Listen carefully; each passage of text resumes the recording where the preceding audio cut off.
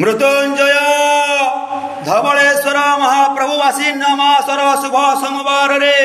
संसार सुखी कर महाप्रभु जगतर मंगल कर समग्र विश्वर कल्याण कर महाप्रभु धवलेश्वर समस्त भक्त मानकर मंगल कर मन वांछा पूर्ण कर ग्रहरिष्ट खंडन कर मन वांछित फल प्राप्ति कर महाप्रभु दिव्य चरणारविंद रे एष दुग्धं अभिषेक कर मने विनियोग ओम त्रयंबकं जजामहे सुगंधिं पुष्टिवर्धनं उर्वारुकं मिपवंदनानि मूर्तरमुखी यमामृतात् धवलालिंग महाप्रभु समस्त भक्त मानकर मंगल कर एष दीपं समर्पयामि नमो नमः। मृत्युंजय धवलेश्वर महाप्रभु आसीन मासर शुभ सोमवार रे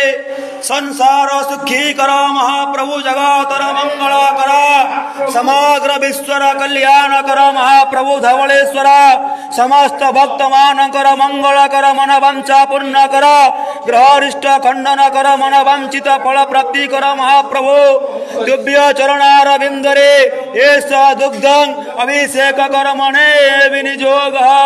ओम त्रयंबकं जजामहे सुगंधिं पुष्टिवर्धनं उर्वारुकं मिपवंदनानि मूर्तरमुखी यमामृतात् धवलालिंग महाप्रभु समस्त भक्त मानकर मंगल कर